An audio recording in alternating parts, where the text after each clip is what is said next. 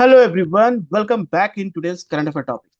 तो अभी तक आपने जितने भी न्यूज़ सुने होंगे इंटरनेशनल फाइनेंस के ऊपर, जिसमें क्लाइमेट चेंज को फाइट करने के लिए गवर्नमेंट बहुत सारी एक इनिशिएटिव के साथ आई है, जो डेवलपिंग कंट्री को हेल्प करती है to fight against the climate change. जैसे कि हम बात करें global environment facility, climate adaptation fund. उसी तरह आज बायोडायवर्सिटी को कंजर्व करने के लिए, देखिए बायोडायवर्सिटी एक बहुत ही इंपॉर्टेंट कह सकते हैं हमारा important part of our ecosystem है, जिसको कंजर्व करने के लिए गवर्नमेंट एक नई फंड की शुरुआत की है, जिसे हम लोग कहते हैं Cali fund. Okay, so this is called CALI, called Cali Fund, that was launched recently in CBD COP16 in Rome to boost biodiversity finance। तो ये न्यूज काफी इंपॉर्टेंट हो जाता है आपके प्रीलिम्स पॉइंट ऑफ व्यू से एंड GS पेपर 3, यानी कि बायोडाइवर्सिटी कंजर्वेशन, इकोसिस्टम कंजर्वेशन करने के लिए गवर्नमेंट क्या क्या इनिशिएटिव ले रही है, उसके पॉइंट ऑफ व्यू से ये काफी इंपॉर्टेंट है। तो चलिए इस पूरे फंड को समझते हैं एग्जैक्टली है क्या। तो जैसे मैंने बताया कि फर्स्ट टाइम इंटरनेशनली कोई एक ऐसा फंड लॉन्च हुआ है जिसे कैली फंड कहते हैं, and it is a new international fund that has been created, okay, that has been created for protecting the biodiversity. सबसे इंपॉर्टेंट है कि बायोडाइवर्सिटी होता क्या। देखिए बायोडाइवर्सिटी मतलब हो गया कि जहां पर आप देखो living beings are very high, the diversity उनमें है, जिसमें कि बायोडाइवर्सिटी के हम तीन इसके थ्री कंपोनेंट भी होते हैं। पहला होता है स्पीसीज डाइवर्सिटी, जहां पर आप वेराइटीज ऑफ स्पीसीज देखते हैं। अगर हम अपनी कंट्री के किसी एक पार्टिकुलर लोकेशन का नाम बताएं, तो western Ghat, western slope of the western Ghat, very high biodiversity. ठीक है, वहीं हम बात करें दूसरा सबसे इंपॉर्टेंट होता है बायोडाइवर्सिटी कंपोनेंट होता है, वो होता है जेनेटिक डाइवर्सिटी, यानी कि एक ही स्पीसीज की आप वेराइटीज ऑफ जीन्स नजर आते हैं। जैसे हम बात करें इंडिया में एक मैंगो, मैंगो एक स्पीसीज, लेकिन इसके 1000 वेराइटीज इंडिया में डिफरेंट टाइप्स ऑफ मैंगोज आपको मिल जाएंगे। तीसरा होता है आपको इकोसिस्टम डाइवर्सिटी। इकोसिस्टम डाइवर्सिटी मतलब हो गया कि जहां पर आप देखते हैं diversity in ecosystem, like terrestrial ecosystem, aquatic ecosystem. Okay, अगर हम बात करें यहाँ पर इकोटोन, इकोटोन यानी एक डिफरेंट डाइवर्सिटी भी है। इन सारे चीजों को हम कर सकते हैं बायोडाइवर्सिटी। तो इनको प्रोटेक्ट करने के लिए न्यू फंड की शुरुआत हुई है, call Cali fund, was launched on February 25, 2025 at the resumed 16th conference of party United Nation convention on biodiversity in Rome. So आपको बता दें कि जो United Nation convention on biodiversity, इसकी भी शुरुआत 1992 के अर्थ समिट, और 1992 के अर्थ समिट में स्टार्ट हुआ था, जहां पर आप देख सकते हैं United Nation framework convention on climate change भी एक बहुत ही इंपॉर्टेंट इनिशिएटिव स्टार्ट हुआ था to fight against the climate change. So this is the first time, याद रहे, this is the first time the global biodiversity fund under the United Nation will be receive direct contribution from businesses. यानी कि जो company, जो private institutions आज के समय आप कह सकते हैं कि फार्मास्यूटिकल्स में इंगेज हैं, या किसी भी तरह का कॉस्मेटिक प्रोडक्ट्स बना रही हैं, जो इंफॉर्मेशन ये रिसीव कर रही हैं, इनके पास जो भी इंफॉर्मेशन, जेनेटिक इंफॉर्मेशन होता है, उसको शेयर करके they will able to protect the biodiversity. और ये कैसे होगा, इसको आगे समझते हैं।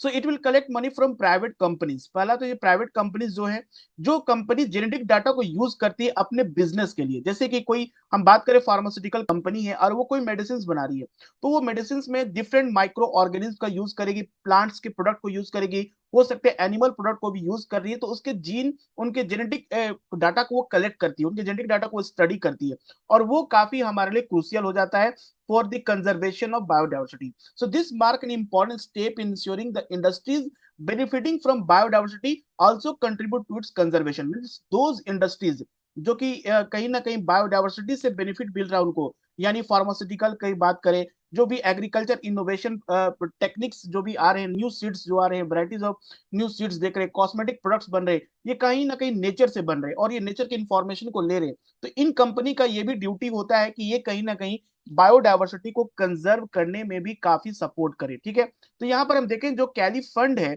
वो बेसिकली जो मनी है, ये इसको मनी कहाँ से आएगा, कहाँ से इस फंड को पैसे रिसीव होगा, ये पैसे रिसीव होंगे from the business that use digital sequence information. देखिए डिजिटल सीक्वेंस इंफॉर्मेशन वैसे इंफॉर्मेशन को कहते हैं जब किसी भी प्लांट्स, एनिमल्स और माइक्रो ऑर्गेनिज्म की जब जेनेटिक डाटा को डिजिटली स्टोर करते हैं, उसी को डिजिटली सीक्वेंस इंफॉर्मेशन कहते हैं। और जैसे कि कंपनी लाइक इन फार्मास्यूटिकल्स है, कोई कंपनी ऑफ कॉस्मेटिक है, एग्रीकल्चर एंड बायोटेक्नोलॉजी है, ये बेसिकली DSI को यूज करते हैं for developing product. So this system will improve the, this will contribute the part of the revenue to support the biodiversity effort. तो इस company के जितने भी फायदा होते हैं, जो भी कलेक्शन हो रही है मनी, जो भी रेवेन्यू कलेक्ट हो रहे हैं, इनको ये यूज करके बायोडाइवर्सिटी को करने में वो एक तरह का सपोर्ट करेंगे। तो यहाँ पर बताया गया एक छोटा सा इंफॉर्मेशन है, डिजिटल सीक्वेंस इंफॉर्मेशन क्या होता है। तो एक genetic sequence stored in digital format है।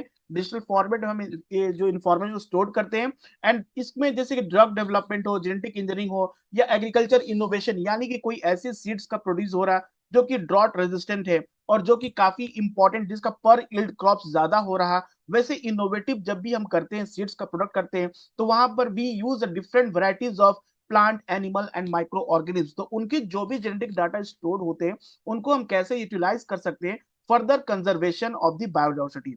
अब सबसे इंपॉर्टेंट ये बात है कि जो भी फंड में जो पैसा कलेक्ट होगा, उसको यूज कैसे किया जाएगा। देखिए, उसका यूज, जो भी पैसे यूज होंगे, वो तीन डायरेक्शन में यूज होंगे, तीन तरह से यूज कर सकते हैं। पहला है, it will support biodiversity conservation project. जैसे कि इंडिया में भी बहुत सारे बायोडाइवर्सिटी कंजर्वेशन प्रोजेक्ट है। हम बात करें, प्रोजेक्ट टाइगर है, प्रोजेक्ट एलिफेंट है, ठीक है, प्रोजेक्ट एशियाटिक लायन है, प्रोजेक्ट चीता है। तो जितने भी बायोडाइवर्सिटी कंजर्वेशन प्रोजेक्ट है, उनको में जो भी पैसा यूज हो रहा है, उसमें यह सपोर्ट करेगा। साथ में जो भी डेवलपिंग कंट्री के जो भी बायोडाइवर्सिटी एक्शन प्लान है, उनको इंप्लीमेंट करने में सपोर्ट करेगा। और scientific research to improve how genetic data is stored and use. जितने भी रिसर्च एंड डेवलपमेंट होते हैं आज के समय, उनमें बहुत ही इंपॉर्टेंट हमारे लिए ये हो जाता है कि हम ये जान सके कि ये कितने वेराइटीज के जीन्स हैं, इसके किसी स्पीसीज के कितने वेराइटीज ऑफ जीन्स हैं, और उनको रिसर्च एंड डेवलपमेंट के लिए हम जो भी मनी कलेक्ट हो रहा है, उस रिसर्च एंड डेवलपमेंट को और ज्यादा बढ़ावा दिया जाएगा। लेकिन सबसे इंपॉर्टेंट इसमें यह बात भी है कि इसका 50% जो भी फंड होगा, वो इंडिजिनस पीपुल यानी लोकल कम्युनिटीज को दिया जाएगा। जो इंडिजिनस पीपुल है, जो वहाँ के रीजनल हैबिटेंट है, जो वहाँ के लोग हैं, आदिवासी कर सकते हैं, ट्राइबल्स जो है वहां पर रहते हैं, क्योंकि उन्हें अच्छा से पता है कि कैसे बायोडाइवर्सिटी कंजर्व करना, क्योंकि वो नेचर से बहुत ही क्लोज होते हैं, जंगल से बहुत ही क्लोज होते हैं। तो उनको ये 50% फंड प्रोवाइड किया जाएगा। ये इस पूरे कैली फंड का सबसे इंपॉर्टेंट आपको इंफॉर्मेशन है, जो कि एग्जाम में आपसे पूछ सकता है, प्रीलिम से पूछ सकता है, या मेंस में आप जब भी आंसर लिखो, तो उसमें इस पॉइंट को आप यूज कर सकते हो कि at least 50% of the resources that will go indigenous people and local communities recognise their crucial role in protecting the nature. अब दूसरा है कि इसमें सबसे इंपॉर्टेंट ये भी है कि इसको मैनेज कौन करेगा, इस फंड को मैनेज करने वाला ऑर्गेनाइजेशन कौन होगा। तो इसमें टू इंपॉर्टेंट ऑर्गेनाइजेशन है।